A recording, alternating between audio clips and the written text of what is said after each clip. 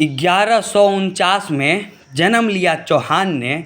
झील सरोवर नदिया सागर खड़े हुए सम्मान में। बिना शस्त्र ही सिंह को खड़े खड़े ही मार दिया। तराइन के युद्ध में गौरी को हुंकार दिया। अरे 17 बार हराया गौरी, उसके प्राणों को भीख दिया। अरे 17 बार हराया गौरी, उसके प्राणों को भीख दिया। इतिहास के पन्नों में यह स्वर्ण अक्षरों में लिख दिया। बार बार के हार से गौरी अब बौखलाया था। क्रोध आवेश में आकर खुद पर वो चिल्लाया था। समझ न पा रहा था कि वो पार कैसे पाएगा। डर था उसे इस बात का कि फिर से हार जाएगा। सोने की चिड़िया लूटने का सपना लगा अब छूट गया।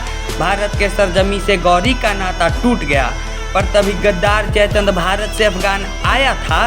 अपनों से गद्दारी कर मित्रता का पैगाम लाया था। जब जयचंद की बुद्धि में गद्दारी की मोच आई, गजनी के सुल्तान को भी आक्रमण करने की फिर से सोच आई। हुआ सैन्य बल दुगना अब पहले से ज़्यादा भारी था।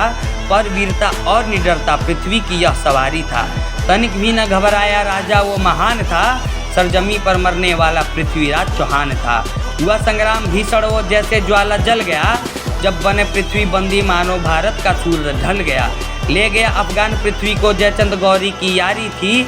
मार दिया खंजर जयचंद को, गौरी की मित्रता पड़ी भारी थी। बोला गौरी जयचंद से, मुझे गद्दारों का शौक नहीं। जो अपनी मिट्टी का ना हुआ उसे खुदा का भी खौफ नहीं। ले आया पृथ्वी को दरबार में, ठहाकों की गुंज हो रही थी। लगा उस वक्त ऐसा मानो भारत माता भी रो रही थी। पर पृथ्वी की आंखों में देख निडरता गौरी फिर झल्लाया था। आंख फोड़ने का हुक्म दिया सेना पर वो चिल्लाया था। जो अफगान में साथ बंदी थे वो कवि चंद्रबरदाई थे। बचपन से खेले थे वो मित्र से बढ़कर भाई थे।